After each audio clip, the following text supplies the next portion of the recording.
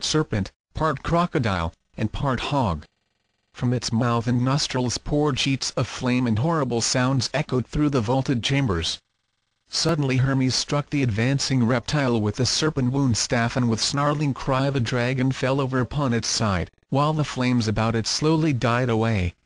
Hermes placed his foot upon the skull of the vanquished Typhon.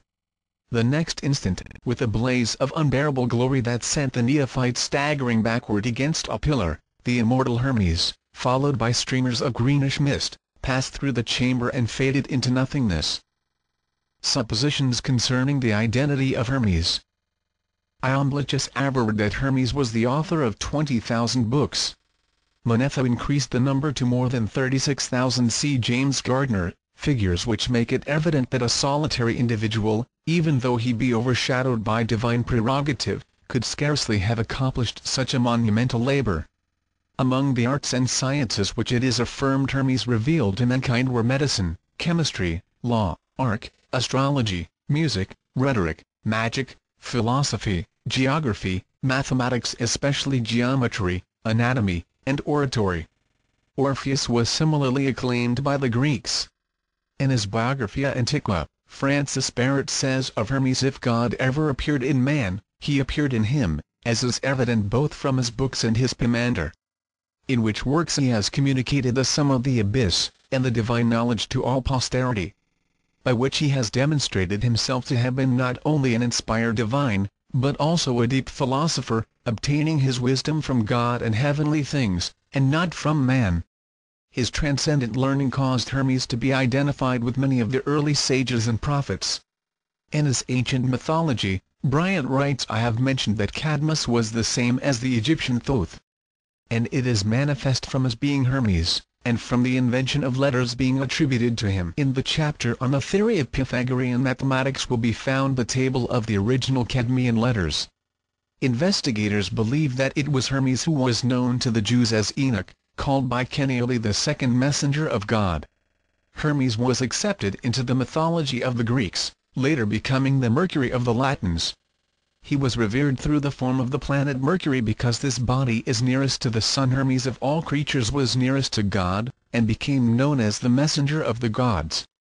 In the Egyptian drawings of him, Thoth carries a waxen writing tablet and serves as the recorder during the weighing of the souls of the dead in the judgment hall of Osiris, a ritual of great significance. Hermes is of first importance to Masonic scholars, because he was the author of the Masonic initiatory rituals, which were borrowed from the mysteries established by Hermes. Nearly all of the Masonic symbols are Hermetic in character. Pythagoras studied mathematics with the Egyptians and from them gained his knowledge of the symbolic geometric solids. Hermes is also revered for his reformation of the calendar system. He increased a year from 360 to 365 days, thus establishing a precedent which still prevails. The appellation thrice greatest was given to Hermes because he was considered the greatest of all philosophers, the greatest of all priests, and the greatest of all kings. It is worthy of note that the last poem of America's beloved poet, Henry Wadsworth Longfellow, was a lyric ode to Hermes. See Chambers' Encyclopedia. The mutilated Hermetic fragments. On the subject of the Hermetic books, James Campbell Brown, in his History of Chemistry, has written leaving the Chaldean and earliest Egyptian periods, of which we have remains but no record, and from which no names of either chemists or philosophers have come down to us, we now approach the historic period, when books were written, not at first upon parchment or paper, but upon papyrus. A series of early Egyptian books is attributed to Hermes Trismegistus, who may have been a real savant, or may be a personification of a long succession of writers. He is identified by some with the Greek god Hermes, and the Egyptian Thoth or Tuti, who was the moon god, and is represented in ancient paintings as ibis headed with the disk and crescent of the moon. The Egyptians regarded him as the god of wisdom, letters, and the recording of time. It is in consequence of the great respect entertained for Hermes by the old alchemists that chemical writings were called hermetic, and that the phrase hermetically sealed is still in use to designate the closing of a glass vessel by fusion, after the manner of chemical manipulators. We find the same root in the hermetic medicines of Paracelsus, and the Hermetic Freemasonry of the Middle Ages. Among the fragmentary writings believed to have come from the stylus of Hermes are two famous works. The first is the Emerald Table, and the second is the Divine Pomander, or, as it is more commonly called, the Shepherd of Men, a discussion of which follows. One outstanding point in connection with Hermes is that he was one of the few philosopher-priests of pagandom upon whom the early Christians did not vent their spleen. Some church fathers went so far as to declare that Hermes exhibited many symptoms of intelligence, and that if he had only been born in a more enlightened age so that he might have benefited by their instructions he would have been a really great man. In his Stromata, Clement of Alexandria, one of the few chroniclers of pagan lore whose writings have been preserved to this age, gives practically all the information that is known concerning the original 42 books of Hermes and the importance with which these books were regarded by both the temporal and spiritual powers of Egypt. Clement describes one of their ceremonial processions as follows. For the Egyptians pursue a philosophy of their own.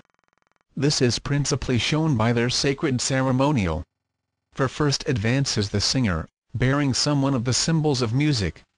For they say that he must learn 2 of the books of Hermes, the one of which contains the hymns of the gods, the second the regulations for the king's life.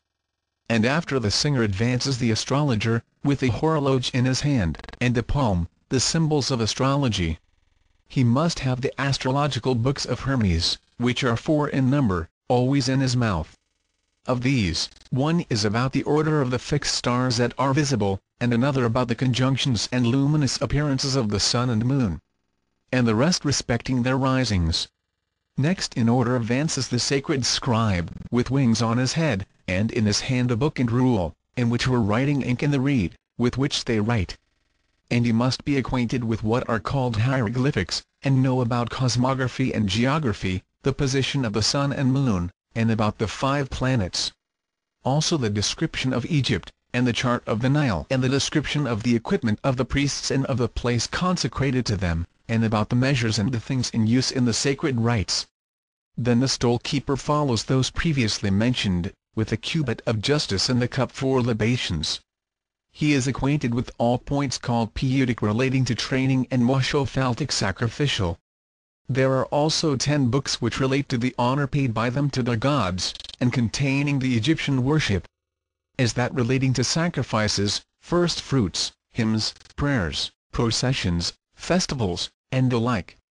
And behind all walks the prophet, with the water vase carried openly in his arms, who is followed by those who carry the issue of loaves. He, as being the governor of the temple, learns the 10 books called hieratic, and they contain all about the laws, and the gods, and the whole of the training of the priests. For the prophet is, among the Egyptians, also over the distribution of the revenues. There are then 42 books of Hermes indispensably necessary, of which the 36 containing the whole philosophy of the Egyptians are learned by the forementioned personages, and the other 6, which are medical, by the pastoroi image-bearers, treating of the structure of the body, and of disease, and instruments, and medicines, and about the eyes, and the last about women. One of the greatest tragedies of the philosophic world was the loss of nearly all of the 42 books of Hermes mentioned in the foregoing. These books disappeared during the burning of Alexandria, for the Romans, and later the Christians, realized that until these books were eliminated they could never bring the Egyptians into subjection. The volumes which escaped the fire were buried in the desert and their location is now known to only a few initiates of the secret schools. Insert. From Historia Diarum Fatidicorum.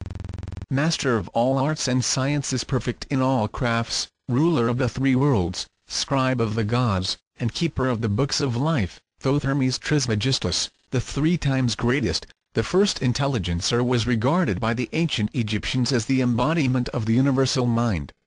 While in all probability there actually existed a great sage and educator by the name of Hermes, it is impossible to extricate the historical man from the mass of legendary accounts which attempt to identify him with the cosmic principle of thought. Continued. The Book of Thoth.